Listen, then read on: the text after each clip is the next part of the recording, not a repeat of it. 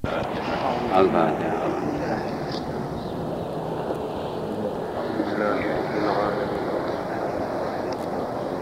إياك نعبد وإياك نستعين صراط الذين أنعمت عليهم.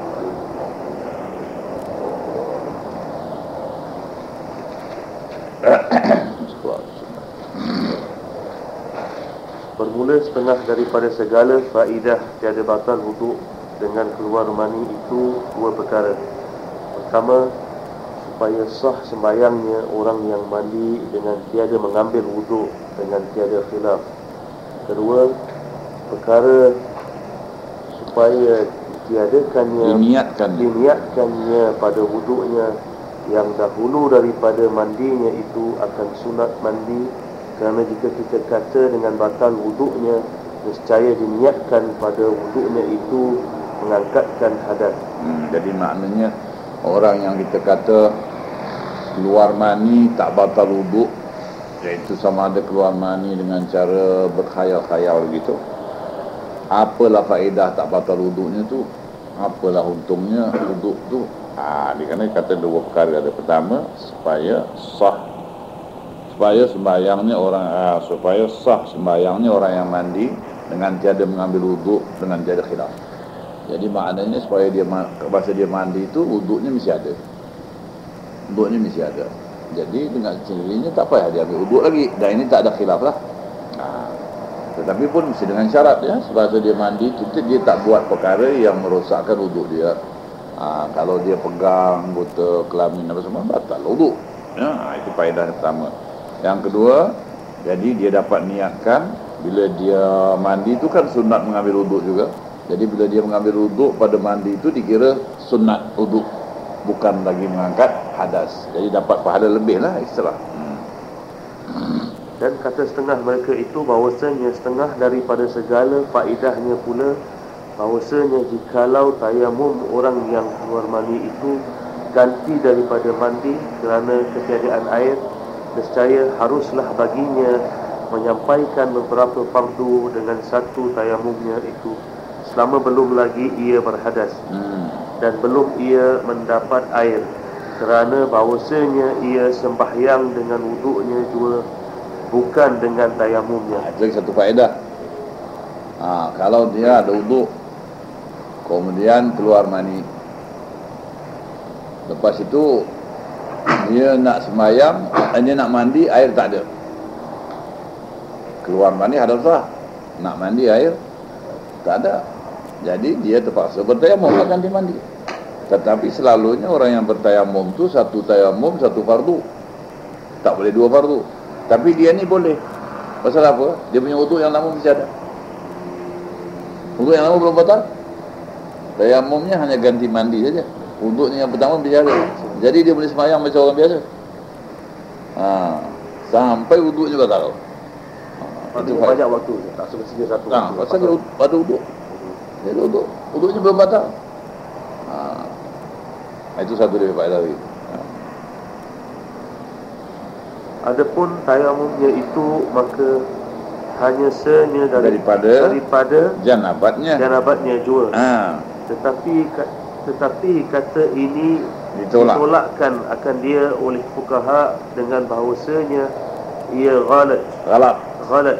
Katanya ghalat tu maknanya ada setengah fuqaha kata ini ghalat, salah ni, tak betul ya. Dengan muafakat Syekh Ibn Hajar dan Syekh Ramli dan lainnya, kerana bahawasanya janabat menegahkan ia akan sah fardu yang kedua dengan tiada tayamum antara dua fardu itu, kerana bahawasanya tayamum itu tiada mengharuskan ia bagi orang yang junub dan yang berhadas kecil, melainkan ia satu fardu juga, tiada diharuskannya akan yang lebih daripadanya. Jadi pendapat yang tadi ini ditolak oleh Syekh Ibn Hajar dan Syekh Ramli. Dia kata tak boleh juga. Hatta wuduknya belum batal pun tak boleh juga dia sembahyang dengan dua fardu. Kenapa? Kerana janabat itu lebih besar ya, sebab dia menahan fardu. Syekh dan jikalau keluar tahi atau kamih atau barang sesuatu yang lainnya daripada lubang yang terbuka di bawah pusat, maka ditilik. Jika ada kubulnya dan duburnya itu tertutup, sekira-kira tiada ada yang keluar daripadanya suatu jua pun, nescaya batalah wuduknya dengan dia, kerana tiada didapat bagi manusia daripada makhraj yang keluar hadasnya daripadanya, maka didirikan lubang yang terbuka itu pada tempat makhraj yang asli pada pihak batal wuduk dengan keluar sesuatu daripadanya, tiada pada segala hukum asli yang lainnya. Situ full stop. Kalau tidak nanti bukan main panjang lagi cerita. Situ berhenti. Hanya habis cerita yang pertama tadi. Ya. Jadi saya nak terangkan sikit ya. Jikalau keluar tai atau kemih atau barang sesuatu yang lain daripada lubang yang terbuka di bawah pusat, yakni ada satu lubang di bawah pusatnya itu terbuka, boleh keluar kencing, boleh keluar tai dari situ. Ya. Maka ditilik, kena tengok. Ini boleh batalkan wuduk ke tidak ke, atau apa hukumnya ni? Ditilik, ditengok. Jika ada kubul dan duburnya itu tertutup, maknanya tidak berfungsi, tidak pakai lagi, sekira-kira tiada keluar daripadanya suatu jua pun, nescaya batallah wuduknya dengan dia. Kerana yang asli dah tertutup, dah tak pakai, jadi pakai yang baru ini. Kerana kenapa boleh mesti pakai ini? Kerana tak dapat tidak, dia kata bagi manusia mesti ada makhraj. Makhraj itu maknanya tempat keluar.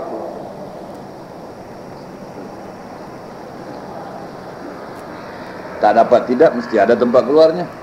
Jadi oleh sebab yang asal sudah tertutup, kita pakailah tempat yang baru ni. Jadi yang keluar hadas sebenarnya, maka didirikan lubang yang terbuka itu pada tempat makhraj. Jadi maknanya lubang yang terbuka ni ganti tempat makhraj. Pasal yang pertama dia tak boleh pakai. Jadi ini ganti yang pertama. Maka pada yang dia kata pada pihak batal wuduk dengan keluar sesuatu daripadanya, tiada pada segala hukum asli yang lain. Pada batal wuduk saja. Yang lain semua tak ada kena-mengena dengan itu. Ya. Itu masalah yang pertama. Dan jika tiada ada kubulnya dan duburnya itu tertutup. Ini maknanya dia punya kubul dan dubur yang asli ni mesti terbuka. Tapi ada pula lubang di bawah itu. Yang pertama mesti berfungsi. Maka tiada batal wuduknya. Kerana tiada darurat bahawa keluar sesuatu daripadanya serta terbuka makhraj yang asli. Jadi maknanya keluar sesuatu daripadanya kita tak pakai. Kerana yang asli mesti terbuka, mesti berfungsi. Dan demikian lagi tiada batal wuduk dengan keluar sesuatu daripada lubang yang terbuka di atas pusat atau pada pusat atau pada yang berbetulan dengan dia. Jadi maknanya yang keluar dari atas itu, atas pusat tak pakai. Sebab mana lubang yang terbuka sama paras dengan pusat atau atas pusat, dikira bahagian atas, bukan bahagian bawah. Kerana pusat itu yang membezakan antara atas dan bawah. Dan jika ada kubulnya dan duburnya itu tertutup sekalipun. Tertutup sekalipun. Walaupun yang berfungsi, yang asal tu tidak berfungsi. Jadi yang bawah tak berfungsi, yang atas tak ada hukum. Kerana bahawasanya yang keluar di atas pusat itu serupa ia dengan keluar muntah. Inilah sekaliannya, jika ada tempat kubulnya dan duburnya itu arid, bukan khalqi. Bukan khalqi. Arid ni artinya yang mendatang. Ya, yang mendatang. Arid yang mendatang. Khalqi yang asli. Adapun jika ada tempatnya itu khalqi seperti adalah kubulnya dan duburnya itu tempat daripada asal kejadiannya di dalam perut ibunya, nescaya batallah wuduknya dengan keluar sesuatu daripada barang tempat yang terbuka daripada badannya.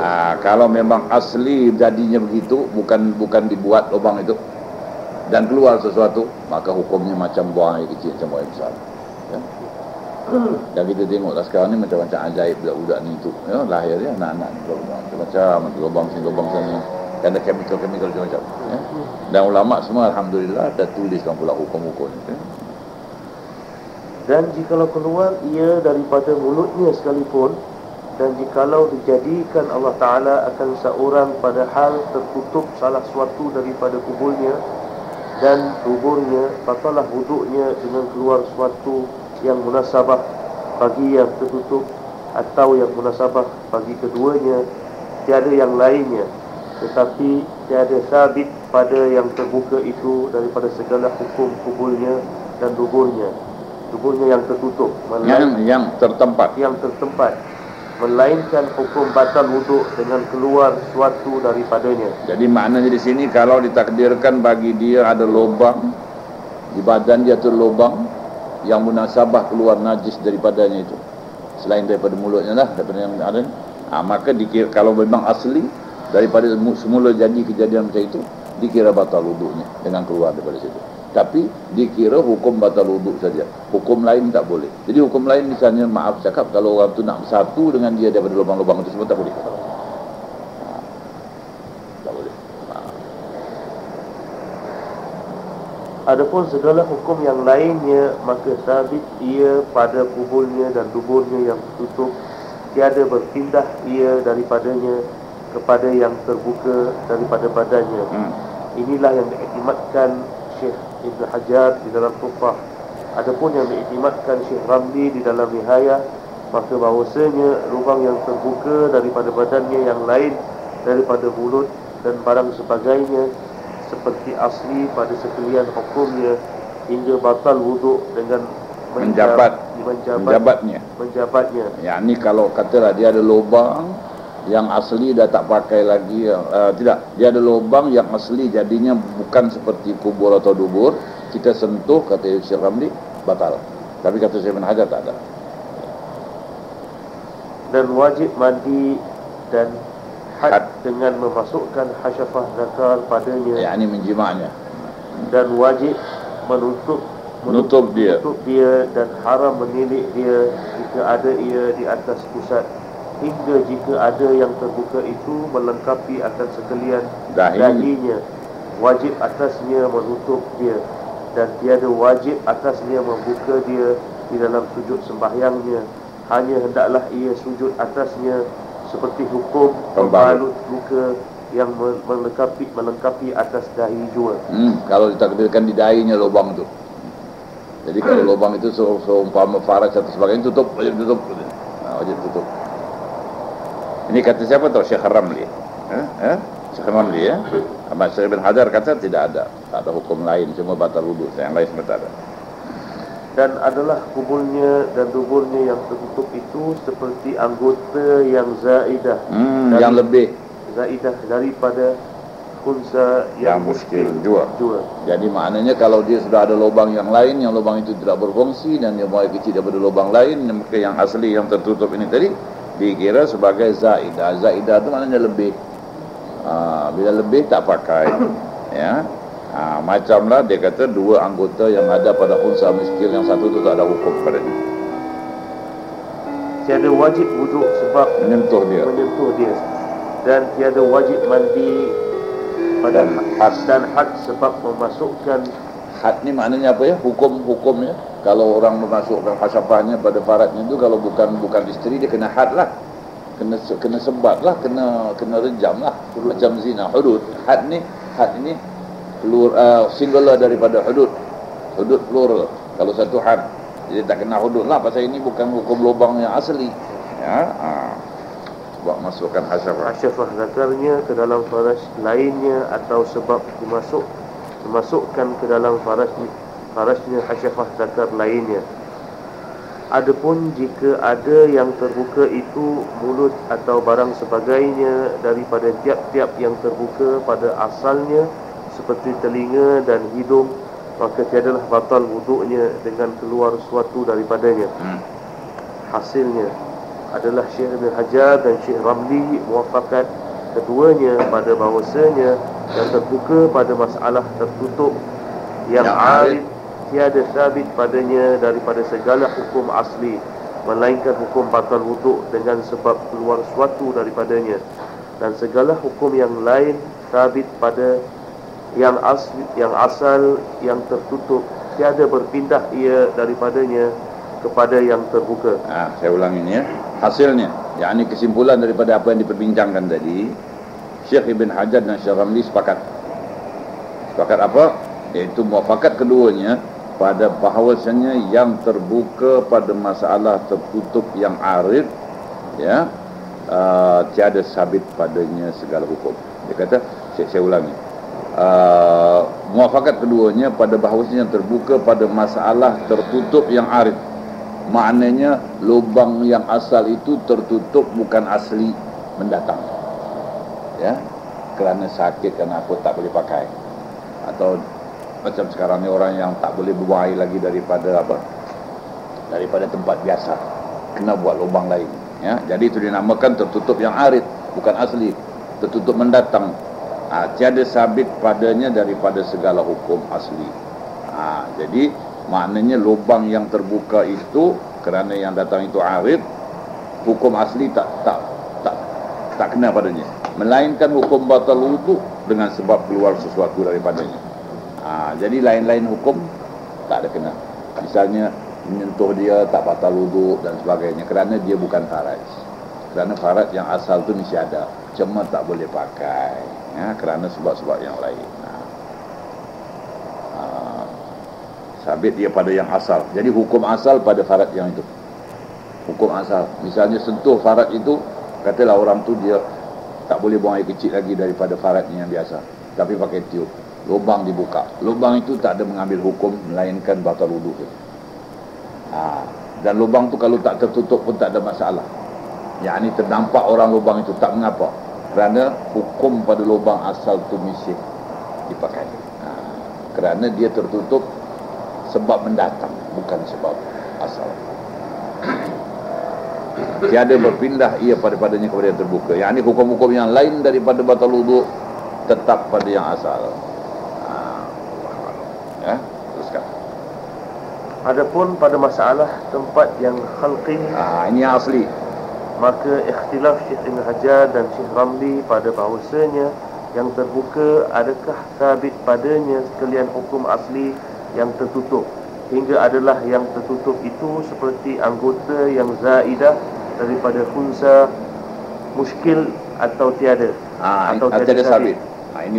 Ini ada khilaf antara Syekh Ibn Hajar dan Syekh Ramli, ya, iaitu kalau yang asal tu memang tertutup, kalau yang asli itu tutup daripada asal, tertutup daripada mulai lahir, itu tidak berfungsi. Jadi itu ada khilaf, sama ada hukum di situ atau tak ada hukum. Memang dari asal dia tertutup, ya.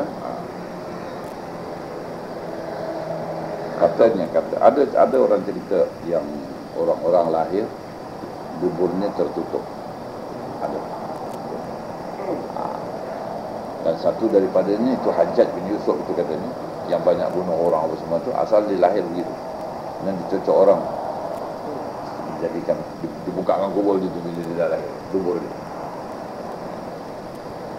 Jadi kalau yang asli itu tertutup bagaimana? Ini ada khilaf. Muskil atau tiada sabit padanya sekalian hukum asli, melainkan hukum batal wudu dengan kerana suatu daripadanya, dan segala dengan keluar dia, bukan kerana, dengan keluar sesuatu, kataan, ya, batal wudu dengan keluar sesuatu daripadanya, dengan keluar sesuatu daripadanya, dan segala hukum yang lainnya, tetapi ia pada tetap ia pada asli yang tertutup. Maka yang diiktimadkan Syekh Ramli di dalam Nihayah yang pertama, dan yang diiktimadkan Syekh Ibn Hajar di dalam Tuhfah iaitu yang kedua. Yang kedua tu maknanya tak ada sabit hukum. Yang pertama sabit hukum.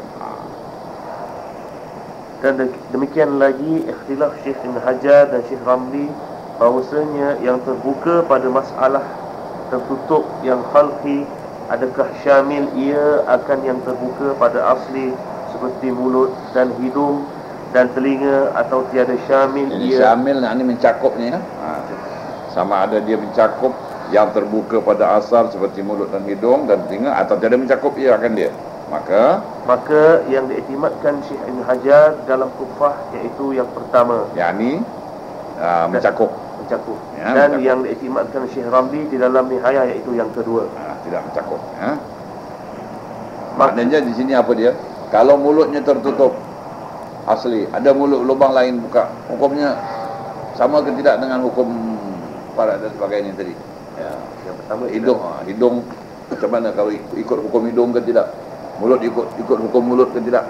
Katalah mulut ditutup, buka pula kat sini satu. Jadi macam mana? Itu. Jadi kata Syekh Ramli, ini hukum mencakup semua lubang. Kata Syekh bin Hajar, mencakup semua lubang. Ikutlah hukum tadi. Kalau yang asli terbuka, yang kedua kalau yang asli misih, kalau yang terbuka itu, kalau yang tertutup itu asli itu terus tertutup dari mula lahir, maka kita kata mana-mana lubang ganti tempat tu lah. Katalah di lahir mulutnya tak terbuka, tapi terbuka satu lubang di bawah. Semua hukum yang keluar dari mulut masuk situ. Tapi kalau ini mulut bisa terbuka, datang pula lubang lagi satu, ini lubang tak ada hukum apa-apa melainkan mulut itulah hukumnya itu, ya. Maka atas iktimat Syekh Ramli, tiada batal wuduk dengan keluar sesuatu daripada mulut dan hidung dan telinga. Dan atas iktimat Syekh Ibn Hajar, batal wuduk dengan keluar sesuatu daripadanya. Kata Syekh Ibn Qasim, adakah batal wuduk dengan keluar air liur dan nafas daripada mulut? Kerana bahawasanya keluar angin itu membatalkan wuduk. Jadi katalah, kalau kita kata hukumnya sama saja, jadi kalau keluar angin batal wuduk. Habis kalau dia bernafas, macam mana? Adakah batal wuduk dia? Dan batal wuduk dengan yang demikian itu di dalam kesudahan iskal jua intaha. Yang ini Syekh Ibn Qasim kata kalau macam itu muskil sangatlah. Kalau kita kata dia punya hukum tu macam hukum farat jadinya. Kita dah katakan kalau dia keluar, maaf ta'udzubillah, kalau keluar taik dari mulut atau apa, kita kata batal wuduk, ya. Jadi ada keluar angin batal tidak? Dia bernafas. Jadi itu muskil sangatlah itu. Itu muskil sangat. Jadi susah nak cakap. Yang kedua, ini kita baru cakap membatalkan wuduk yang pertama, dah habislah sampai sini. Iaitu apa? Keluar sesuatu dari kubur dan dubur ni berapa panjang dah kita bincangkan, ya. Macam-macam masalah. Sekarang baru masuk yang kedua yang membatalkan wuduk. Baca. Bismillahirrahmanirrahim. Yang kedua, daripada segala sebab hadas, hilang akal sebab tidur atau lainnya, seperti gila atau pitam atau mabuk atau sakit, kerana sabda Nabi SAW, al-ainan wika usuh, wika usah. Al-ainani wika usah. Al-ainan wika usuh. Faman nama falyatawadda. Artinya bermula dua mata itu memeliharakan dubur daripada keluar sesuatu daripadanya. Maka barang siapa tidur, dia maka hendaklah ia mengambil wuduk. Jadi maknanya kalau orang tu tidur, bahagian bawah terbuka. Makna terbuka tu apa? Dia tak tahu apa yang keluar. Ada keluar ke tak ada keluar, dia tak salah lagi. Batu-batu ditutup. Dia kata jadi penjaga kubur dan dubur tu mata kita. Maknanya bila kita sedar. Sebab itu Nabi kata al-wika'u al-ainani wika'u usah. Penutup penutup itu kubur dan dubur. Dan dua mata itu kinayah daripada jaga. Ya, maknanya bahawasanya jaga dua mata itu memelihara akan dia daripada keluar sesuatu daripada duburnya. Dan orang yang tidur itu terkadang keluar sesuatu daripada duburnya, padahal jaga kerasaannya sebab hilang akalnya. Dan apabila sabitlah batal wuduk sebab tidur, maka dihubungkan dengan dia gila dan pitam dan mabuk dari kerana hilang akal sebab gila dan pitam dan mabuk terlebih sangat daripada hilangnya sebab tidur. Jadi maknanya kalau dengan tidur sudah batal wuduk, apalagi dengan mabuk, pitam dan sebagainya batal wuduk. Jadi kiaskan. Bermula kenyataan yang demikian itu kerana bahawasanya tidur dan barang yang dihubungkan dengan dia sekalian itu tempat beban bagi keluar sesuatu daripada duburnya, padahal tiada kerasaannya kerana hilang akalnya, maka didirikan zon akan keluar sesuatu daripadanya pada ketika itu pada tempat yakin akan keluarnya. Stop situ. Ya, hingga dijadikan dirinya hilang akal dengan salah suatu daripada yang tersebut itu. Sebab hadas yang membapalkan wuduk Dan jika tiada keluar sesuatu daripada duburnya pada ketika itu sekalipun, kerana mengamalkan kaedah yang terlebih masyhur, Innama nita bil madhannati la farqa baina wujudihi wa adamihi. Yakni bahawasanya barang yang ditempatkan dengan tempat buang itu ada beza antara adanya dan tiadanya. Jadi hasilnya begini, maksud di sini ya. Dia bilang di sini, kalau sudah tidur itu boleh membatalkan wuduk, maka dikaitkan atau disamakan dengan tidur itu segala perkara yang boleh menghilangkan akal. Ya, walaupun barangkali orang yang tidur itu tak keluar sesuatu, orang yang tidur itu kemungkinan keluar sesuatu daripadanya, keluar angin dan sebagainya, dia tak sadar. Ya, tetapi orang yang gila pitam ini barangkali dia mungkin sadar. Tetapi oleh sebab dia itu sudah tak sempurna akal atau tak ingat gitu ya, maka dikirakan tak sadar juga lah. Kalau sudah orang gila bukan setakat tak sadar, dia tak pakai pun hukum-hukum yang keluar dia dah gila. Jadi hukum kan batal wuduknya tu bila dia gila. Bila dia hilang akal, maka banding yang demikian itu. Maka banding yang demikian itu seperti masyaqqah dalam safar. Dia kata masalahnya dibandingkan dengan seperti kesusahan yang ada dalam safar. Ku tu buang. Perkataan ku jadi kerana. Dia ku jadi kerana adalah safar itu tempat udhuan bagi ada masyaqqah pada ghalib. Maka didirikan udhuan akan ada masyaqqah dalam safar pada tempat yakin akan adanya, hingga apabila diperoleh safar nescaya diharuskan dalamnya berbuka puasa fardu Ramadan pada siang hari dan mengqasar sembahyang dan baru sebagainya. Dan jika tiada ada masyaqqah sekalipun. Jadi maknanya dia contohkan sebagai belayar. Kalau seorang itu bila belayar, dia boleh tak puasa dan dia boleh qasar sembahyang. Kenapa? Kerana belayar itu ada masyaqqah. Masyaqqah itu maknanya susah. Orang belayar ni susah. Nak jaga waktu, nak itu ini semua payahnya masyaqqah ni bila belayar ni. Tapi itulah belayar ni yang masyaqqah zaman dulu lah. Sekarang orang belayar makan angin. Ya. Dulu orang tak belayar makan angin. Dulu orang belayar kerana cari nafkah. Kalau nak makan angin senang tu dulu bukan negeri saya. Jadi dia kata bila belayar ada masyaqqah. Tapi orang kata ada belayar yang tak ada masyaqqah. Macam belayar kita sekarang ni, tak ada masyaqqah. Jadi dia katakan oleh sebab biasanya belayar itu ada masyaqqah, maka yang tak ada masyaqqah pun dikira macam ada masyaqqah. Biasanya masyaqqah lah, susah belayar, akan tak masa tak tetap apa sebab. Jadi bila seorang tu belayar, ada masyaqqah ke tak ada masyaqqahnya pun hukumnya harus dia qasar sembahyang dan harus dia tak puasa pada bulan Ramadan. Kita kata ini ada masyaqqah. Ini sekarang ni tak ada sekarang tak ada masyaqqah. Walaupun sekarang tak ada masyaqqah, tapi hukum itu tetap kerana mungkin ada orang ada masyaqqah. Itu dia maksud. Maka seperti demikian itulah tidur dan barang yang dihubungkan dengan dia. Jadi masalahnya tadi tidur itu. Biasanya tidur keluar sesuatu, tapi tak keluar pun hukumnya ikut juga kerana biasanya keluar. Dan orang pitam macam mana dihubungkan? Kerana pitam itu dengan tidur, pitam itu lebih berat lagi dia punya hilang akal daripada tidur. Maka hukumnya sama. Melainkan tidur orang yang duduk dan menetapkan ia akan maq'adnya. Maq'adnya itu maknanya punggungnya, tempat duduknya itu ya. Pada tempat kedudukannya, maka tiadalah batal wuduk dengan dia.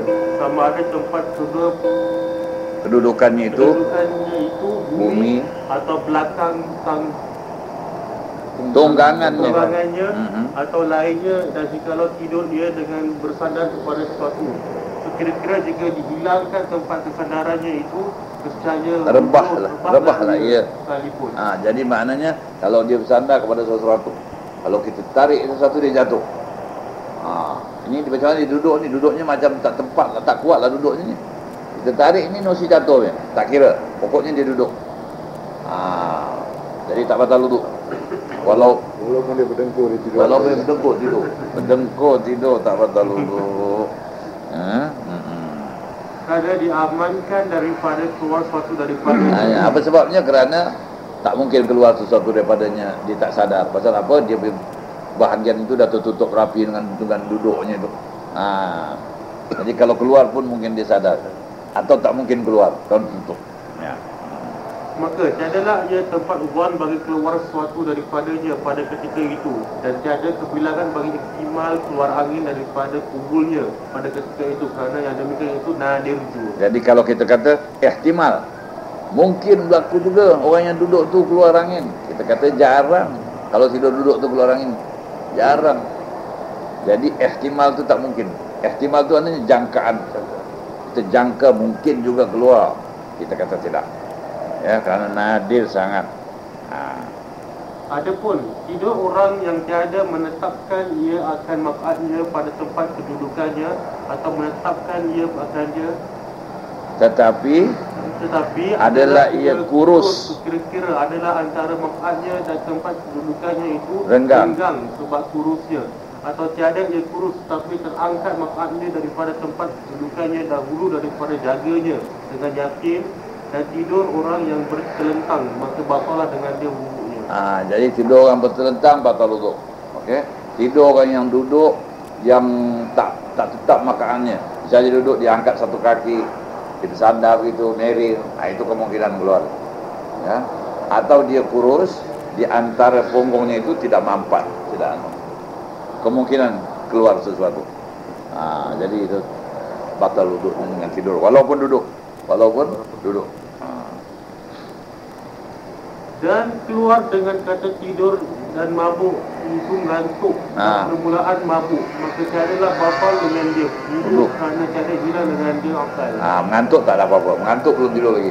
Jadi orang yang mengantuk wuduknya tak batal. Ya. Ataupun orang yang mula mabuk macam dia rasa macam nak mabuk, itu belum batal lagi sampai dia mabuk. Ini kadang-kadang kita terasa juga kan macam nak mabuk. Kalau kita terasa tu bisa kita ada wuduk, belum lagi lah. Ya. Bermula perbezaan antara tidur dengan ngantuk, bahawasanya yang ngantuk itu mendengar ia akan perkataan orang yang berkata di sisinya, dan jika tiada faham ia akan perkataannya sekalipun. Itu orang ngantuk. Dia mengantuk, dia dengar ni orang cakap ni, tapi dia tak faham. Antara tidur dengan jaga, ya. Tapi kalau dia tak dengar, maknanya tidur. Orang mengantuk dia bisa dengar. Walaupun sikit. Walaupun sikit tak dengar. Dia mana kita belajar. Hilang. Itu ngantuk lah. Kalau tidur tu tak dengar. Bila dia start tidur sampai habis tak dengar lah. Tak dengar. Kalau dia on off sekejap dengar, sekejap itu ngantuk tu. Kadang-kadang dia dengar, hilang. Ya. Galip mata. Itu ngantuk. Ngantuknya lebih sedap dari tidur tau. Tidur dah tak rasa lagi. Ya.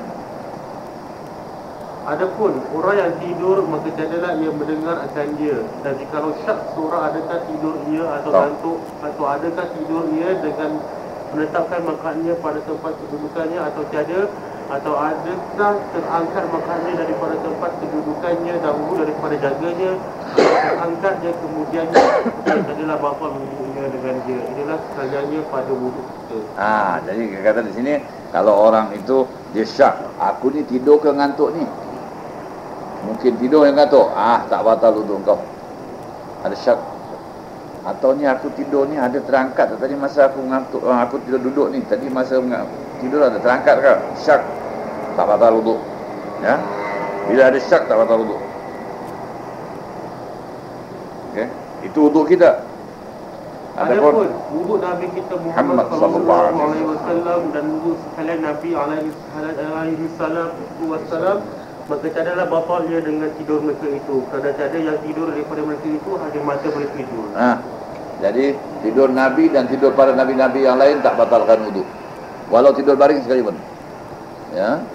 Kerana kata Nabi, nahnu ma'asyiral anbiya, ya, tanamu ayununa wala tanamu qulubuna, atau kama qala Nabi sallallahu alaihi wasallam.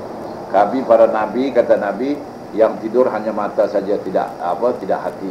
Yakni sekejap boleh jaga, tak terus tidur. Jadi tidurnya bukan tidur hati, tidur mata saja. Kita ni tidur sekali hati, semua sekali tidur, ya. Tak dengar apa benda. Adapun hati mereka itu adalah yang sentiasa jaga tiada yang tidur, maka mendapat ia akan barang yang keluar daripadanya. Ya, ini mereka boleh tahu apa yang keluar atau tak keluar apa sebagainya. Ini para anbiya khusus ya. Dan yang ketiga, Ini yang membatalkan atau sebab hadas yang ketiga. Dan yang ketiga, daripada segala sebab hadas, bertemu kulit laki-laki yang wadih dengan kulit perempuan yang wadih, bukan mahram, dengan tiada berlapis antara keduanya. Jadi di sini dia kata ya, yang ketiga, daripada segala sebab hadas, bertemu kulit laki-laki yang wadih, maknanya laki-laki betul yang bukan khunsa, dengan kulit perempuan yang wadih yang bukan khunsa. Jadi menyentuh khunsa yang muskil ini tidak ada hukum sebagai menyentuh perempuan ya, yang wadih ya, yang bukan mahram. Bukan mahram ini artinya bukan daripada keluarga kita yang kalau kita sentuh memang tak batal wudu. Inilah perkataan ini kita yang betulnya bunyinya mahram. Itu bunyinya betul. Bukan muhrim. Muhrim itu orang yang sedang dalam ihram. Itu dalam muhrim. Tapi buku-buku Indonesia lazim menyebutnya muhrim. Yang sebenarnya itu kesilapan daripada perkataan jamaknya. Mahram ini jamaknya maharim. Maharim. Jamaknya maharim. Jadi mungkin ada orang yang mula-mula itu menggunakan perkataan itu sebagai jamak. Sebab manusia ni kadang dia ikut saja. Dia dah mula satu orang pakai, dia pun main ikut. Jadi mungkin ada satu orang yang mula-mula pakai plural, dia tak pakai singular, dia tak pakai mahram, dia pakai maharim. Kemudian sudah tersilap tulisan maharim itu menjadi muharim. Mungkin kemudian terus orang kata muhrim ini bukan muhrim, ini bukan muhrim. Yang sebenarnya perkataan Arab muhrim itu orang yang sedang dalam ihram. Jadi orang yang tak batal sembahyang kita sebut mahram. Pluralnya maharim. Tapi alhamdulillah lah saya nampak kitab-kitab Indonesia yang mutaakhir ni sudah betul perkataan ini. Mungkin ada yang sudah sadar. Kalau dulu semua muhrim. Ya. Jadi yang bukan mahram ya. Yang mahram ni berapa? Yang mahram itulah berapa? 7 dengan sebab susuan, 7 dengan sebab keturunan, 7 dengan sebab susuan, 14, dan 4 dengan sebab persemendaan atau perkahwinan. 18 orang saja yang mahram dengan kita, yang tak batal wudu dengan kita dalam mazhab kita Syafi'i. Kalau Hanafi ini tak ada. Tak ada terus ni. Sebab pada dia nyentuh kulit ini tak ada apa-apa melainkan kalau ada syahwat. Tak ada. Semua pada dia boleh. Ya. Ini 18 orang.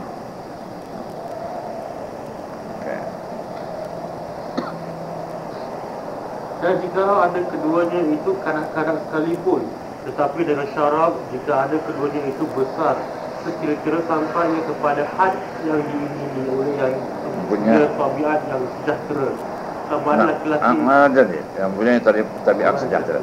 Jadi maknanya tidak syarat yang kita sentuh tu mesti sudah baligh baru datang hukum.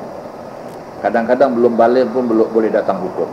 Kalau budak itu atau katalah kita orang laki-laki menyentuh budak perempuan yang umurnya yang belum baligh lagi, tetapi budak perempuan itu sudah sampai had umur yang diingini kepada biasaannya. Jadi kalau umur yang diingini itu 7 tahun ke atas sudah diingini. Kalau sekiranya katalah budak itu subur, badan besar, katalah anak orang Eropah, badan besar, umur baru 8 tahun 9 tahun. Kita punya anak ni umur 15 tahun tapi kecil. 15. Ya. Jadi budak yang bubur besar itu kalau orang laki-laki tengok ada keinginan, budak yang badan besar itu, ya, orang laki-laki tengok ada keinginan, maka kita kata batal wudu. Sudah budak ni boleh membatalkan wudu. Pasal walaupun dia belum baligh tetapi bentuk badannya itu boleh menimbulkan keinginan orang laki-laki. Atau sebaliknya laki-laki dengan perempuan dengan laki-laki begitu juga. Ya, tapi dia kata sini apa tahu? Tabiat yang sejahtera. Tabiat sejahtera maknanya yang normal. Tapi kalau orang tu tabiat tak sejahtera, budak kecil tetut macam mana pun dia nak syahwat juga, itu tak ada hukum. Itu dia punya pasal saja. Bukan hukum. Biasa. Boleh dia batal. Karena dia punya keinginan, tabiat dia tak sejahtera. Ini kita ikut normal saja. Jadi kebanyakan orang kata budak ini tak ada apa-apa lah disentuh. Kadang-kadang budak kecil yang salah, kita mengenang kita pun takut syak apa semua kan, kita tak nak budak perempuan kecil. Memang pada zahirnya tak ada apa-apa budak ni, tak ada kita tak ada ingin dengan dia lagi. Dan semua orang pun yang biasa tak ingin dengan dia lah. Tak apalah kalau sentuh. Itu sejahtera tabiat ya. Kecuali orang yang tak sejahtera tabiat. Tak kira. Hatta mumayyiz pun kalau tak ada keinginan kita pada dia, tak ada apa-apa. Ikut normal. Katalah sekarang budak-budak darjah 1, budak perempuan darjah 1 dah mumayyiz. Mumayyiz dah membezakan kan? Dia dah masuk darjah 1. Dia dah boleh pergi sekolah semua dari ini. Tapi kecil budaknya. Darjah 1. Jadi sentuh tak batal lah budak darjah 1 ni. Apa yang nak kira? Yang biasa ni. Tak dosa. Tak ada. Tak dosa. Kalau dia salam kita apa semua. Cuma kita kadang-kadang ikhtiar sajalah. Ambil safe side lah. Tak usah salam lah. Ini kalau kita, kalau function. Budak perempuan nak salam betul. Kalau dia kecil sangat dia salam, tak apa lah. Kalau dia sudah tough, walaupun dia darjah 1 kan. Sudah subur saja. Tengok keadaan. Kalau dia ulurkan kat lain juga, kalau dia dewasa. Ya, kat itu macam Allah macam ya, kalau dia dah usahakan budak kecil. Orang-orang basing datang ulur tangan. Perempuan ulur tangan. Jadi kita ulur lah. Sudahlah apa nak buat. Ya. Takut dia pula rasa apa? Tak sedap kan. Dosa jugalah dia ni. Tapi sekarang itu kalau dia tak faham culture kita. Tapi sekarang mana dah faham. Orang perempuan ni, orang yang perempuan asing dia dah faham. Ada setengah dia tak. Hendaknya kalau kita pakai sopok haji ni lagi dia takut. Tak boleh tolong. Ya.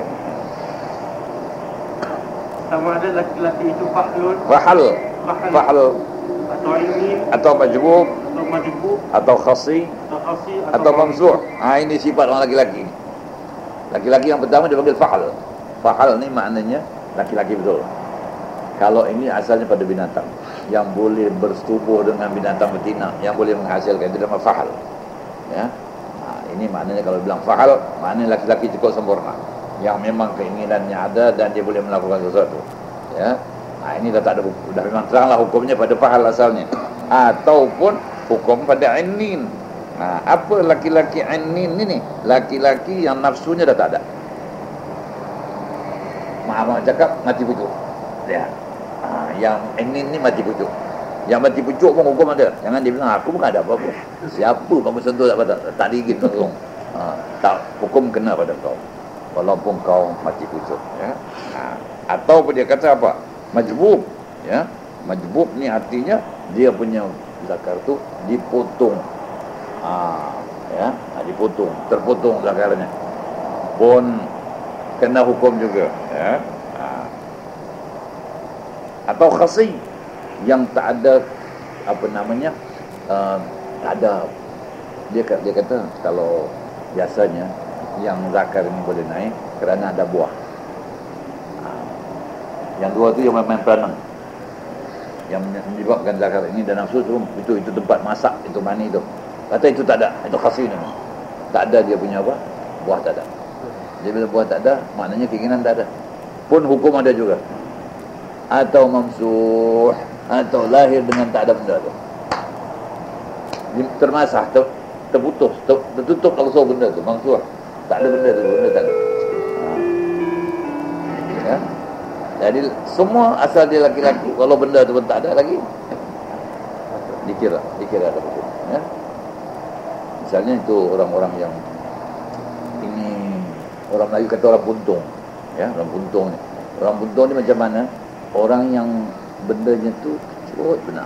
Dah tak ada keinginan, tak ada berfungsi.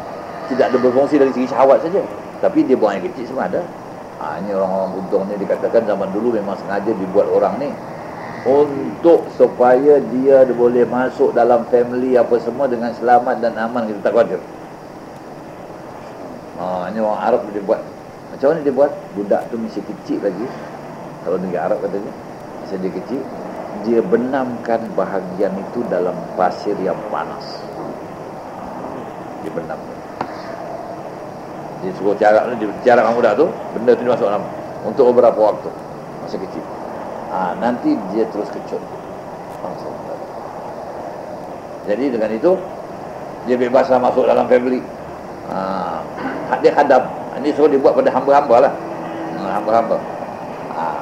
Itu yang dikatakan wallahu alam sekarang ni mesti ada ke betul ke dia orang tu mamsuh atau menjebuk atau apa. Ini orang-orang yang jaga haram Makkah dan haram Madinah. Ya. Dia orang tu dia ambil pakaian lain tau daripada askar-askar. Dia pakai serban bulat besar. Ya, dan dia pakai ikat tengah. Itu dia jaga tu. Dia ada authority macam boleh, dia boleh pukul orang, dia boleh tolak, dia boleh halau orang. Makkah pun ada, Madinah pun ada. Ini katanya dulu orang-orang macam ini semua dari golongan ini. Dia boleh masuk tempat perempuan semua. Perempuan nak buat kacau ke apa ke dia boleh masuk. Dia tak ada keinginan tu semua tak ada lagi.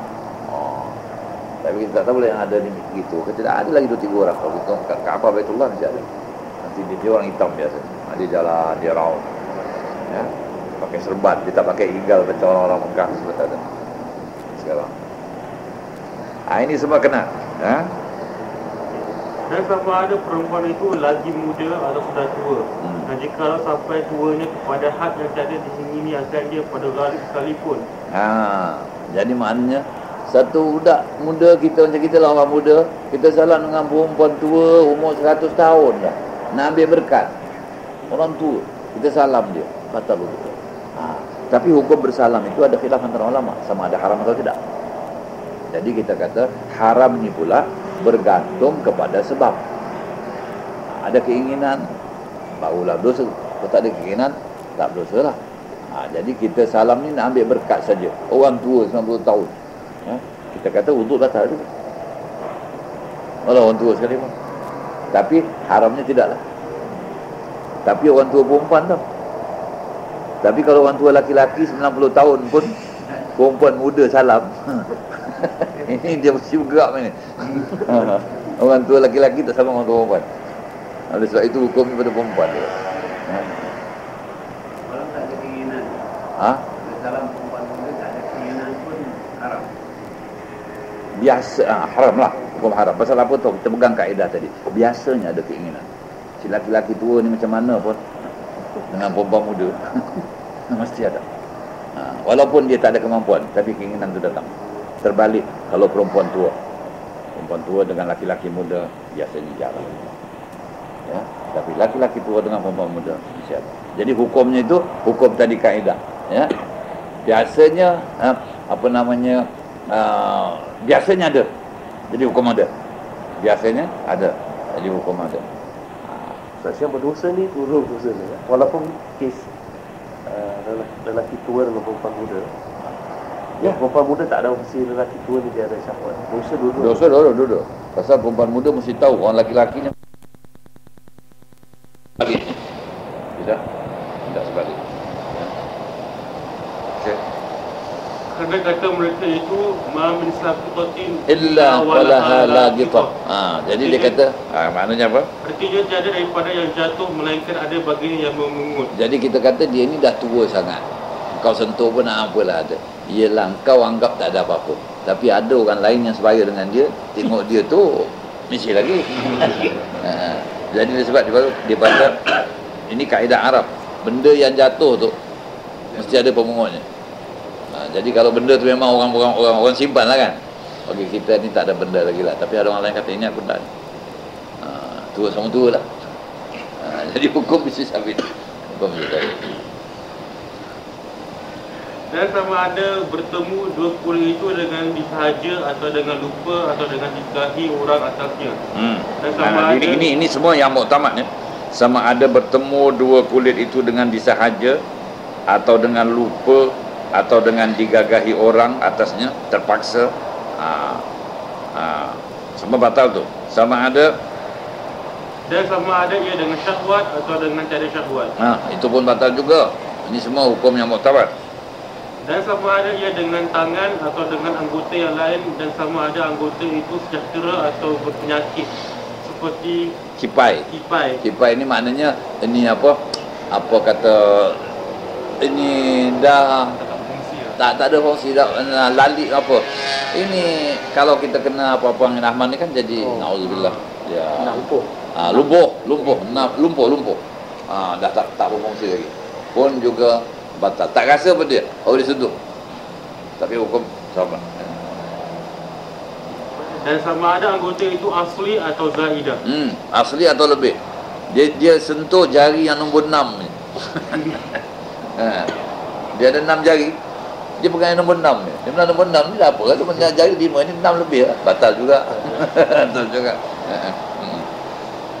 Maka batallah wuduk dengan menyentuh dan yang disentuh. Melainkan jika ada yang disentuh itu mayat. Maka tiadalah batal wuduk. Wuduk mana tak ada batal lagi. Pasal apa? Mayat sudah tak ada taklif. Mayat dah bukan mukallaf lagi. Oleh sebab itu dia kata kalau satu orang tu meninggal dunia, katalah isteri meninggal, suami nak cium mayat isteri dia, sudah mandi, sudah kapan, cuma sekali tinggal nak angkat, dia datang, dia pergi cium, tak ada apa-apa masalah. Atau sebaliknya, suami mati, isteri cium, tak ada masalah. Tapi wuduk orang yang hidup batal si suami yang cium ni batal wuduk dia, atau si isteri yang cium, tapi mayat tak ada apa-apa. Sebab mayat dah tak ada taklif, dia dah tak ada mukallaf lagi dah. Dah habis cerita dia. Kita mesti mukallaf. Kita pegang hukum, ya. Adapun dalil yang demikian pada yang demikian itu, maka firman Allah Taala aula mastumun nisa. Ini dia ayat Quran, aula mastumun nisa. Artinya atau kamu sentuh akan perempuan. Jadi ini dalam ayat Quran disebutkan ini, ya. Allah Taala firman, wa in kuntum junuban fattahharu in kuntum marda aw ala safarin aw jaa ahadun minkum minal ghaiti aw lamastumun nisaa falam tajidu ma'an fatayammamu sa'idan tayyiba. Wa in kuntum marda, kalau kamu sakit, aw ala safar, atau dalam pelayaran, aw jaa ahadun minkum minal ghaiti, atau seseorang daripada kamu itu baru datang dari tempat buang air, aula mastumun nisa, atau kamu bersentuh-sentuhan dengan perempuan, falam tajidu ma'an, maka kamu tak dapat air, fatayammamu, maka hendaklah bertayamumlah kamu dengan tanah yang bersih. Jadi di situ ada la mastumun nisa. Ini yang jadi masalah sekarang ini, ya. Ada orang tak puas hati dengan saya sampai setakat saya, sampai sekarang dia ada surat sini sana pasal saya bilang la mastumun nisa ni sentuh perempuan. Mazhab Syafi'i inilah sentuh perempuan, tapi mazhab Hanafi kata ini bukan sentuh perempuan, tetapi ini jima'. Inilah khilaf besar antara Syafi'i dengan Hanafi dalam perkataan la mastumun nisa, bersentuh-sentuhan. Imam Hanafi mentafsirkan ini bersentuh-sentuhan, yakni perbuatan antara dua, itu pun bukan sentuh, ini ialah bersatu. Jadi kalau kamu berhadas kecil, tadi cerita berhadas kecil, kamu buang air, atau berhadas besar, kata Imam Hanafi. Pasal apa Imam Hanafi itu tafsir macam tu? Dia kata la masa ini, katanya kalau lama, dia cakap Arabnya begini, kalau la masa sentuh, saya pegang tu, lamas tu. Tapi ini la masa, bersentuh-sentuhan, berpegang-pegangan antara dua orang. Bukan saya pegang saja dia tak bergerak, sama-sama ni. Pasal perbuatan itu perbuatan mufa'alah dari dua. La masa, bersentuh-sentuhan. Kalau la masa saja sentuh. La kama, tumbuk. Kalau la kama, boxing, dua orang tumbuk-tumbuk dia tu. Dua-dua. Jadi itu dari segi fungsi perkataan. Jadi Imam Hanafi kata ini la masa bukan sentuh tangan, tapi sentuh bersatu. Kenapa Imam Hanafi kata begitu? Kerana ada hadis-hadis Nabi. Kita cakap Imam Hanafi dulu, ya. Ada hadis-hadis yang menunjukkan bahawa Nabi ini pernah mengkucuk salah seorang isterinya itu, lalu dia keluar sembahyang. Ada hadis, memang ada hadis. Memang ada hadis. Satu. Kemudian juga ada hadis yang mengatakan bila Nabi tengah sembahyang, pernah Siti Aisyah itu baring melintang di depan Nabi SAW. Jadi Nabi tak sembahyang, Nabi tolak kaki dia, nak sujud. Bilik Nabi itu kecil. Nabi sembahyang sunat semua dalam bilik. Jadi bila Nabi nak sujud, Nabi tolak kaki dia. Dia pun sedar Nabi nak sujud, dia tarik kaki dia. Nabi pun sujud lama. Kemudian bila Nabi dah bangun, dia ulur balik kaki dia. Siti Aisyah. Jadi maknanya ini Nabi bila tolak ni tadi, Ada sentuhan. Kemudian ada cerita Siti Aisyah pernah pada malam 10 Syaban Nabi sujud lama begitu. Kemudian Siti Aisyah rasa syak. Mana pula Nabi meninggal dalam sujud ke apa?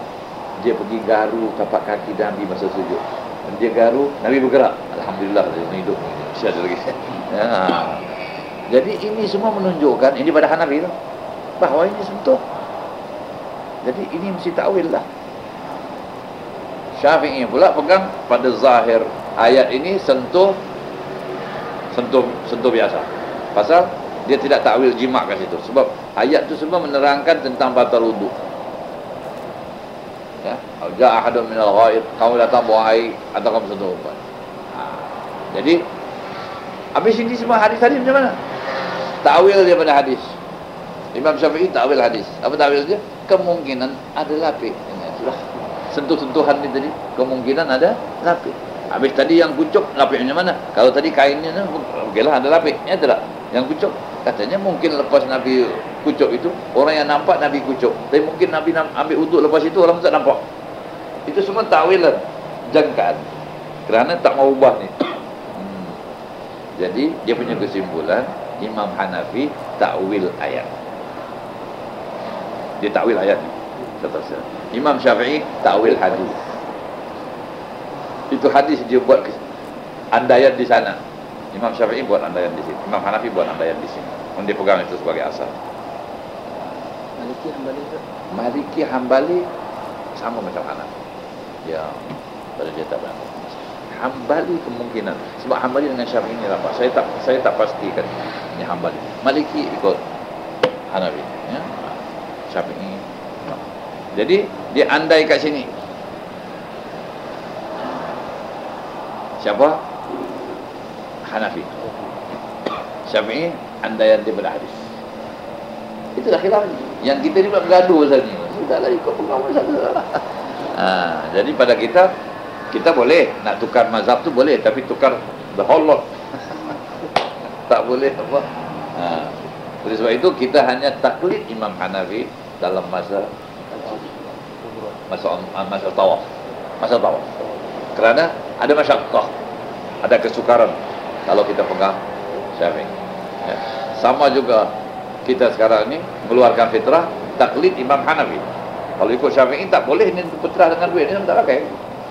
Fitrah itu mesti apa? Makanan. Kau beli makanan, kau niat kau hantar. Tapi sekarang masyaqqah. Kalau bagi Muiz lagi masyaqqah. Lagi susah dia nak pungut beras ni 1.30. Dan kita pun dulu masyaqqah juga tu. Malam-malam hari raya tu nak angkat. Saya pernah tiap-tiap malam hari raya saya punya duty itulah hantar kapitran satu beca. Pajak ambil satu beca sewa, berpuluh-puluh jalan pergi rumah ini. Wah, ini masyaqqah. Dari taklid Imam Hanafi. Ya. Bila masyaqqah boleh taklid lah. Darurat.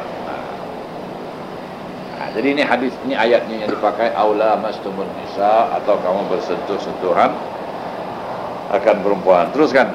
Dan adalah asal menyentuh itu dengan tapak tangan juga. Maka dikiaskan dengan dia menyentuh dengan anggota yang lain daripada tapak tangan. Jadi begini ya. Dia sebenarnya ada dua perkataan menyentuh. Lamsun dan massun. Lamasa dan massa. Dua perkataan Arab. Yang bahagian kubul itu dia bukan lamasa, massa. Kalau massa dengan tapak tangan, kalau lamasa dengan seluruh. Massa sentuhan dengan tapak tangan. Oleh sebab itu kubul yang batalkan wudu sentuh dengan tapak tangan. Tapak tangan. Tapi kalau oleh sebab itu kalau kita pegang dengan belakang tangan kubul kita ada wudu. Barangkali kita nak sentuh dengan belakang lah. Belakang tak batal. Jangan dengan tapak. Sebab itu orang dulu kan, orang tua kita kalau nak cebokkan anak, dicebokkan dengan apa? Dengan kaki. Kaki. Bila dicebokkan dengan kaki anak tu, tak adalah batal wudu, dia kena menyentuh. Sebab itu disentuh, yang batal tu dengan tapak tangan. Ini disentuh dengan kaki. Tak ada masalah yang itu. Ini semua. Kalau di sini lah masa ni enggak semua anggota. tapi kulit, ya. Okey. Bermula adalah batal wudu dengan dia kerana bahawasanya ia tempat buat bagi lazat yang Menggerakkan syahwat. dan tiada layaknya dengan hal orang yang bertaharah. Kenapa kau sentuh? Kenapa kau sentuh ini batal wudu? Apa ilatnya? Apa sebabnya? Apa ilat tu maknanya sebab. Ilat batal wudu. Sebab batal wudu dengan menyentuh dia apa dia? Ya. Dia kata ilatnya apa? Ilat batal wudu dengan dia kerana bahawasanya ia tempat zan bagi lazat. Maknanya biasanya kita kalau pegang tangan perempuan atau apa, mesti ada keinginan. Kulit dengan kulit ni bertemu, ada dia punya kelazatan. Walau apa kulit pun, kalau laki-laki dengan perempuan. Itu biasa, itu tempat bagi zan lazat, ya. Menggerakkan syahwat. Jadi dalam hal yang macam itu, tiada layaklah dengan orang yang bertaharah. Orang yang sedang bersuci, kalau dia buat macam itu, tak layaklah. Jadi kesucian itu sudah kuranglah, pasal dia sentuh perempuan terasa keinginannya. Oleh sebab itu juga Imam Hanafi ada tahu batal wudu dengan sebab sentuh ni. Dia punya batal wudu sentuh tu kalau masa dia menyentuh, maaf cakap, naik.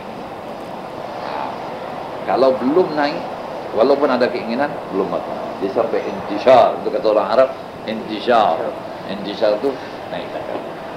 Bila dia sentuh perempuan naik, itu pada Hanafi pun batal. Pada Hanafi pun batal.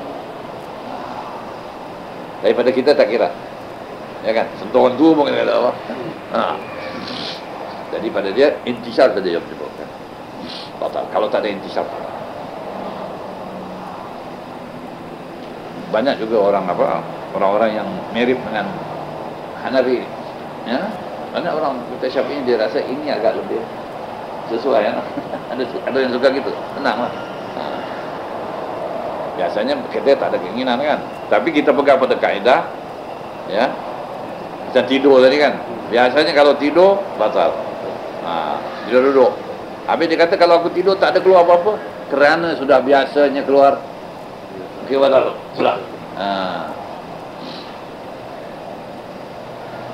Bermula yang berkehendak yang dikehendak dan dikehendaki dengan kulit itu, iaitu barang yang lain daripada rambut dan bulu dan gigi dan kuku.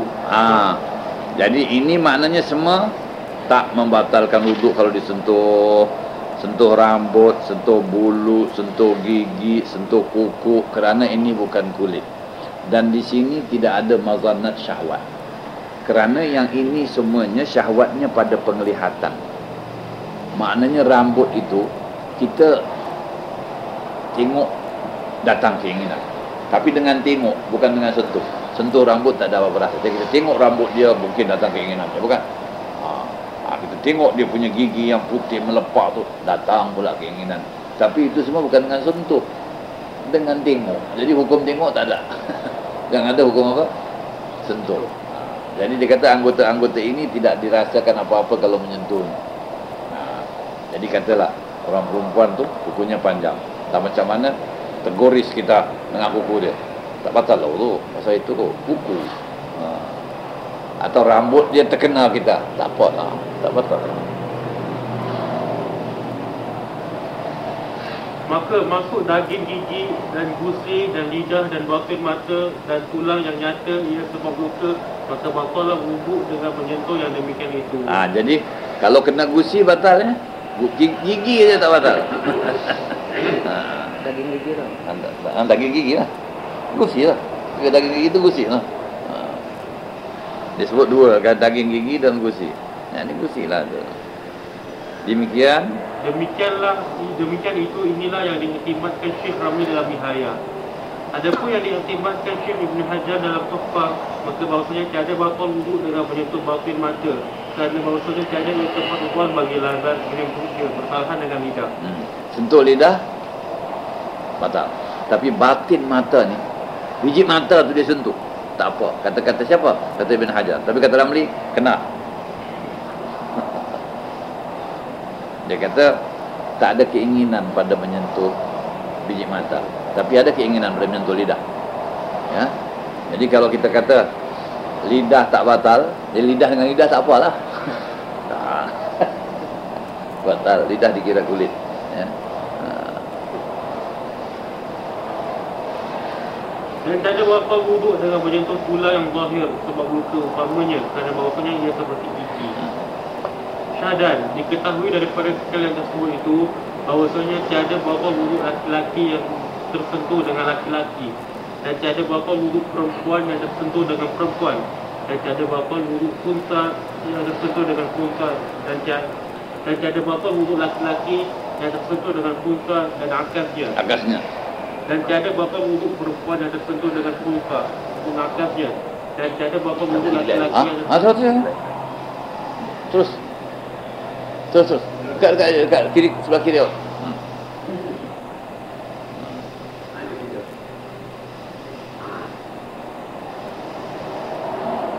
Okey. Dan tiada batal wuduk laki-laki yang tersentuh dengan perempuan mahramnya dan akasnya.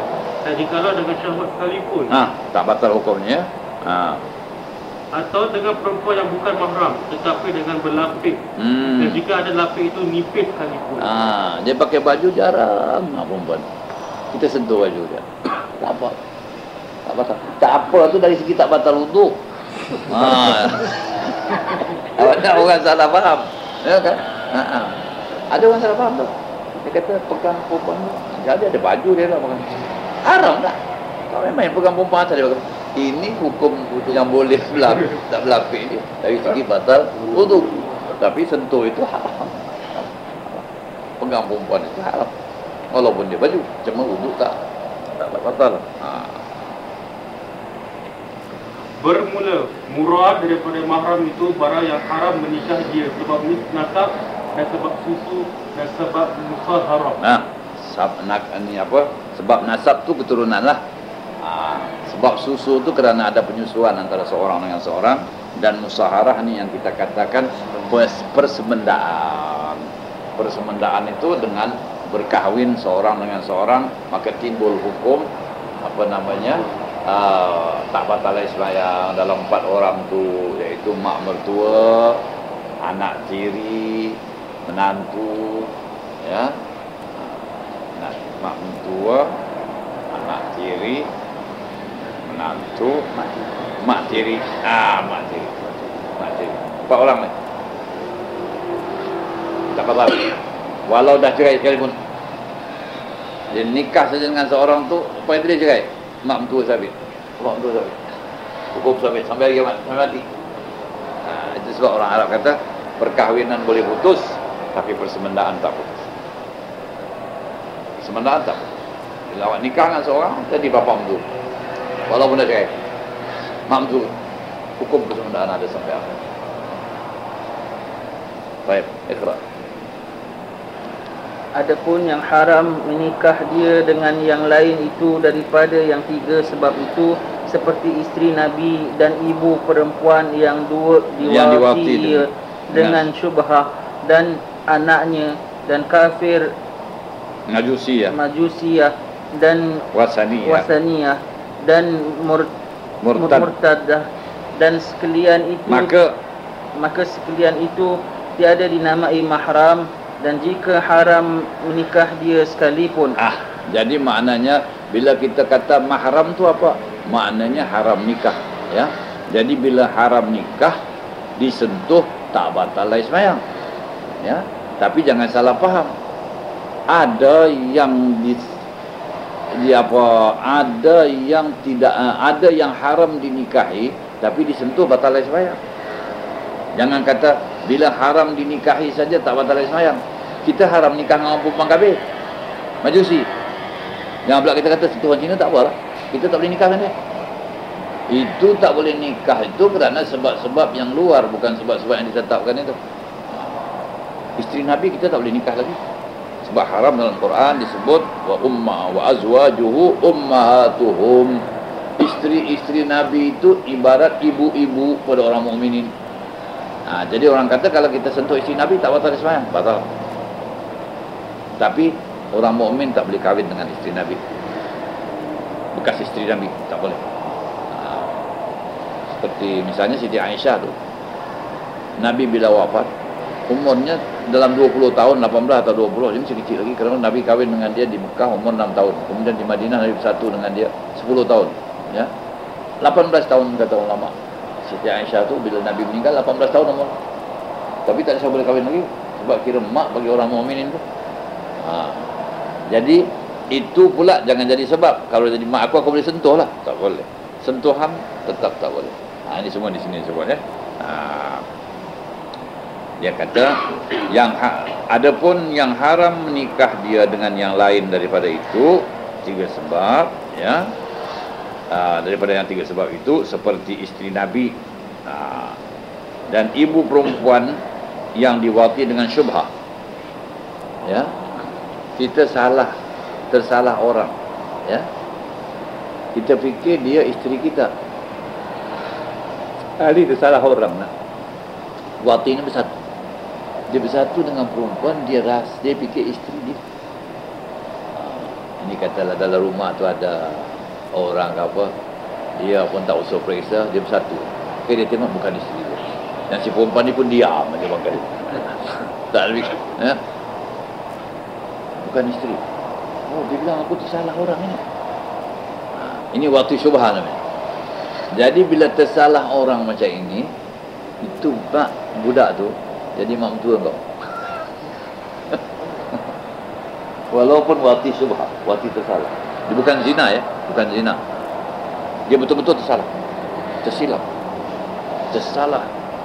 Waktu, ya, mak mentua lah, tetap mak mentua,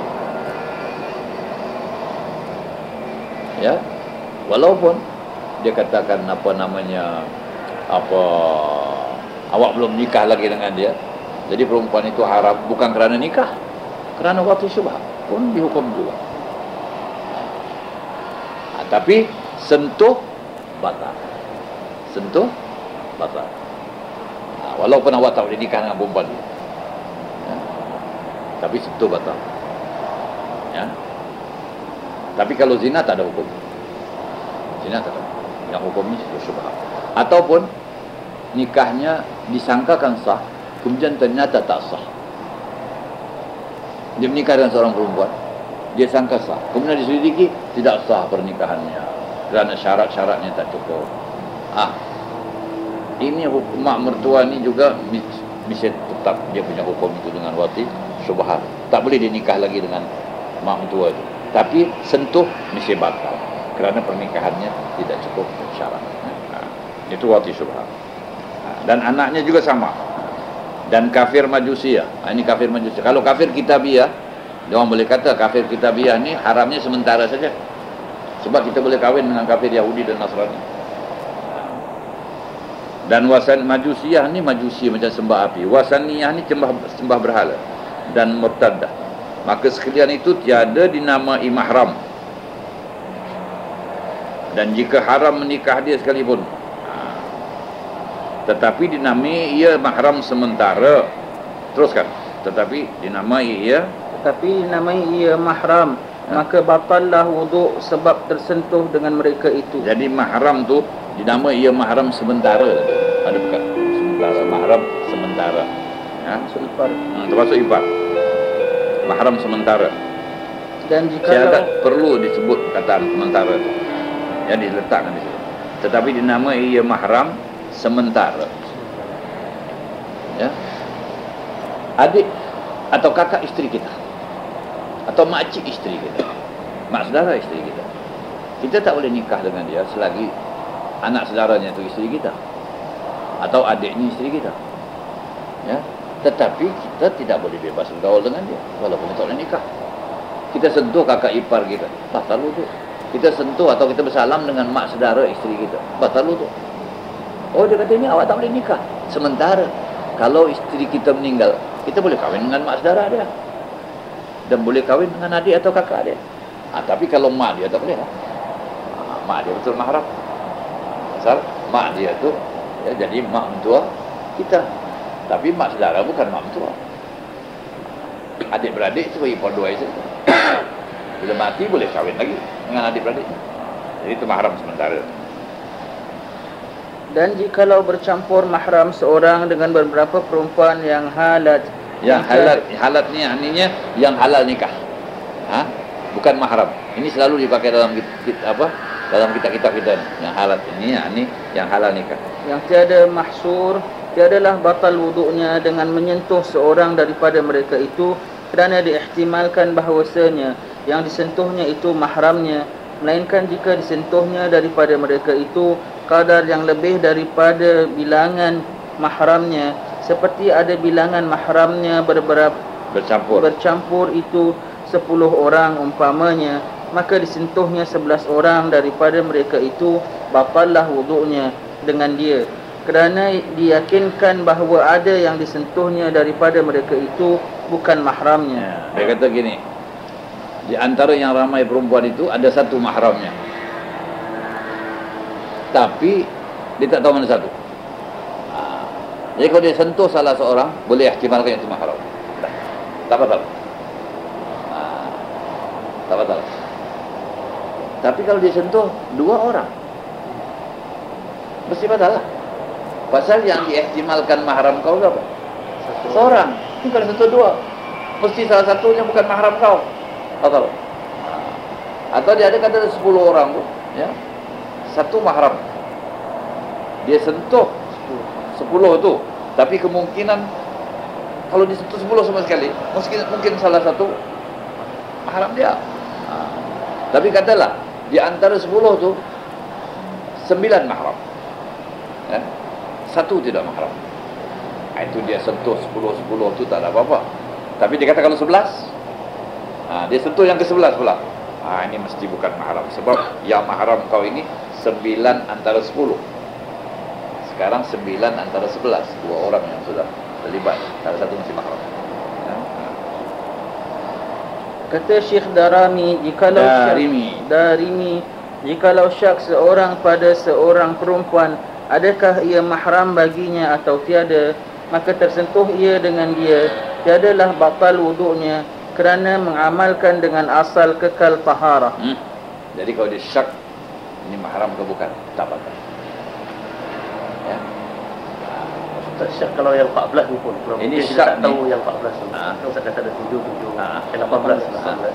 Kalau kita syak, maknanya kita tak tahu. Syak bukan tak tahu. Syak lain daripada tak tahu. Ya. Dia syak tu dia tahu, hukumnya dia tahu, tapi dia nak pasti ini orang mahram dia ke bukan. Tapi kalau dia tak tahu hukum, dia salah. Dia sentuh mak mentua dia. Dia kata saya tak tahu hukum. Kau salah lah, kau tak belajar. Tapi kalau dia kata saya masa sentuh saya fikir bukan mak mentua saya syak, itu betul. Kalau saya tahu mak mentua itu haram, tapi saya salah orang. Saya salah orang. Saya fikir dia bukan mak mentua, saya fikir dia mak mentua saya, rupanya orang lain. Tak apa. Tak apa. Itu bukan pada asal. Tapi kalau dia kata saya tak tahu hukum mak mentua, itu kau salah, tu kau pergi belajar ni kursus rumah tangga mak mentua siapa. Mesti tahu. Mesti tahu. Ya. Kata Syekh Ramli di dalam Nihayah, diambil daripada yang demikian itu, jikalau nikah seorang laki-laki dengan seorang perempuan, padahal syak ia adakah antaranya dan antara perempuan itu susu yang mengharamkan atau tiada, atau bercampur mahramnya dengan beberapa perempuan yang halat, dan nikah ia dengan seorang daripada mereka itu dengan syaratnya dan disentuhnya akan dia, nescaya tiadalah batal wuduk keduanya dengan sebab tersentuh, serta adalah nikahnya itu sahih. Jadi sentuhnya tak batal, nikahnya sahih, ya. Bandingannya seperti nikah seorang laki-laki akan seorang perempuan yang majhul nasabnya, majhul keturunannya. Kemudian maka diakui anak akan perempuan itu oleh bapa laki-laki itu, seperti katanya akan dia bahawa isterimu itu anakku, dan sabitlah dengan dia nasab perempuan itu daripadanya, tetapi tiada dibenarkan oleh suaminya akan dia, seperti katanya bahawa isteriku itu bukan ia anak bapaku, maka dihukumkanlah dengan kekal nikahnya, serta sabit bahawasanya perempuan itu saudaranya, maka tiadalah batal wuduk keduanya dengan bersentuh-sentuhan keduanya. Ini ajaib. Ya. Dia kahwin dengan seorang perempuan. Bapak dia bilang, ini kakak kau. Dia tak percaya. Laki-laki tak percaya. Nikah dia sah tau, tak boleh batalkan. Sebab ini bapak mengaku je gitu. Bukti tak ada ke apa, tak ada. Dia bilang tak percaya, ini bapak aku ni dengan dia. Tak betul. Dia tak percaya. Wuduk nikahnya sah. Dia tak percaya. Dia tak mau pakai cakap bapak dia. Sampai ada bukti, sampai hakim menghukum ke apa. Ini tak ada. Bapak dia cakap saja. Bahkan dia bapaknya mungkin kita kata bapak dia tak suka dia kahwin. Dia kata ini anak aku. Dia pun cakap gitu. Tak batal nikah dia. Dan dia boleh pula kata tak batal wuduknya kalau sentuh. Pasal bapak dah kata ini anak aku, ada ihtimal, ada jangkaan, kemungkinan ada. Dua-dua ni syak. Tak batal wuduk kerana cakapnya itu syak. Jadi wuduk tak batal. Ya tak? Dan tak batal nikahnya juga kerana cakapnya juga syak. Sebab kita tak boleh mengekalkan yang tak boleh merosakkan yang asal dengan syak. Tak boleh merosakkan dengan yang asal dengan syak. Jadi dua-dua. Asalnya aku dah nikah dengan dia. Aku tahu dia bukan anak. Dah, itu asal. Yang ini aku pun ada wuduk. Ya. Tapi ini syak pula ada. Mungkin betul. Maka kakak tak batal. Jadi dua-dua tak batal. Tak kira dia ambil kesempatan Siapa? Kira lelaki ni. Ya, tidak, dia bukan hukum asal.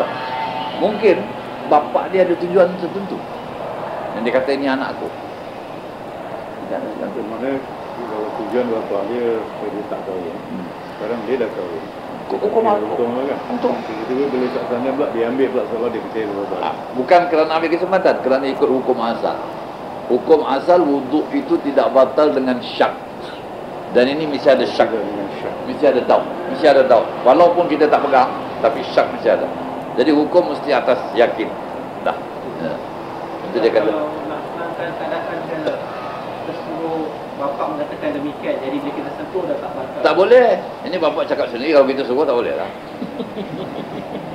Bapak cakap sendiri. Kesalahan hukum syak. Walaupun kalau saya rasa macam terbukti kan. Kahwin pun dah, ini pun hukum dah. Tak. Ini berdasarkan hukum syak. Dan demikian lagi tiada batal wuduk laki-laki yang besar dengan menyentuh kanak-kanak perempuan yang belum sampai kepada had yang diingini.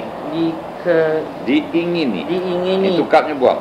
oleh laki-laki yang mempunyai tabiat yang sejahtera dan akasnya. Ya. Jadi orang laki-laki tak batal wuduknya menyentuh budak perempuan yang pada tabiat sejahtera belum sampai umur yang diingini. Dan akasnya, itu juga orang perempuan menyentuh budak laki-laki kecil yang belum diingin.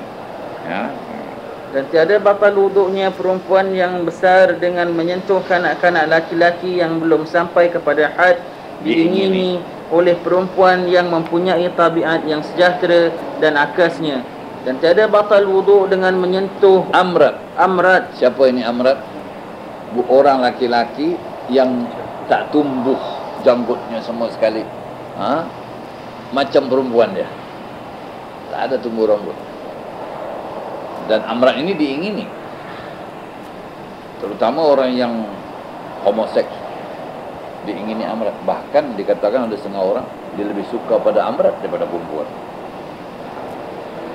Ini masalah ni. Ini yang masalah kita punya kawan ni lah. Yang kat sana ni kan macam-macam tuduhan semua. Sebab yang itu semua kira amrat dah tu. Tapi amrat ni biasanya muda, masih budak lagi. Sebab itu banyak ulama-ulama yang menentang. Ya. Tempat-tempat kumpulan orang-orang sufi, orang-orang tarikat, ada amrat-amrat dekat situ. Dia bilang ini maksiat. Berkumpul Budak-budak muda yang tak ada tumbuh rambut ni, tak ada langsung, dan cantik-cantik budaknya, kononnya laki-laki sama laki-laki. Ada banyak maksud. Dan ini amrat ni memang diingini. Tapi tetap sentuh tak batal. Walaupun diingini. Pasal dia mesti dikira hukumnya laki-laki. Macam mukhannas ni semua lah. Dan jika ada ia sangat elok rupanya, lagi disentuhnya dengan syahwat sekalipun. Ini kemungkinannya ada. Kemungkinannya ada. Ya? Dan tiada batal wuduknya dengan menyentuh gigi dan rambut, bulu dan kuku. Tetapi sunat bagi yang menyentuh yang demikian itu mengambil wuduk supaya keluar dia dengan khilaf ulama. Keluar daripada khilaf ulama. Sebab ada pula ulama kata termasuk kuku, termasuk gigi. Jadi ada khilaf. Lebih baik kita wuduklah. Dan tiada batal wuduk dengan menyentuh anggota perempuan yang sudah bercerai daripadanya, seperti tangannya atau kakinya atau yang lainnya. Kakinya betul, dia bukan kainnya ya. Kakinya ya. Dan jika ada anggota yang bercerai itu sampai senisfu sekalipun, kerana ketiadaan lazat menyentuh sekalian yang tersebut itu, kaki perempuan itu terpotong, dia accident, kaki dia terpotong, terurai kaki dia. Dia pun pegang kaki, dia orang batal semayang kau ni perempuan ni. Tak ada lah, kaki dah putus ya? Atau separuh badan dah putus, tak ada masalah. Maka jikalau dibelah dua atau dipenggal dua seorang perempuan dengan bersamaan, tiadalah batal wuduk dengan menyentuh tiap-tiap daripada dua suku itu. Bersamaan ni dia kata betul-betul exactly separuh tau. Tak ada lebih kurang kan. Betul-betul dua. Kita kata tak kira. Kau sentuh yang mana pun tak batal lagi.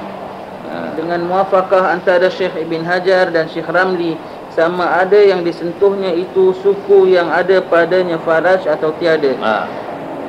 Adapun jika ada suku itu tiada bersamaan, maka batallah wuduknya dengan menyentuh suku yang lebih daripada nisfu. Inilah yang tersebut di dalam Tuhfah. Jadi katanya separuh daripada badannya itu berkecai. Tapi yang separuh lagi ada. Hidup ya. Tapi yang separuh lagi itu lebih dari suku, dan lebih daripada separuh. Batal lah ini. Kalau kurang tak masalah. Maka zahirnya, dan jika ada lebihnya daripada nisfu itu sedikit sekalipun, bermula hasil yang diiktimadkan Syekh Ramli di dalam Nihayah, bahawasanya tiada batal wuduknya dengan menyentuh suku yang terbanyak daripada nisfu, melainkan jika sekira-kira diitlakkan atas nama perempuan. Dan jika tiada seperti demikian itu, maka tiadalah batal wuduk dengan menyentuh dia. Jadi kata Syekh Ramli, tidak payah kita nak kata nisfu atau lebih atau kurang ya. Selagi orang itu dikatakan orangnya, inilah perempuannya, bukan kaki perempuan, bukan tangan perempuan, tapi perempuannya. Itlak nama perempuan misalnya kat situ, betul wuduk. Sentuh. Ya. Tapi kalau kita kata ini sudah bukan nama orang lagi, dah separuh tinggal ini, bukan nama manusia lagi, tak batal. Cuma salahkan ikan duyung, sentuh ikan duyung. Batal ke tidak? Dia kata tak batal lah. Sebab ikan duyung tu walaupun rupanya, kalau ada lah, walaupun rupanya perempuan, tapi dia nisbahnya bukan lagi manusia kan, ikan lah. Walaupun ada syahwat disentuh ke apa ke, wallahu a'lam. Itu penting kat situ.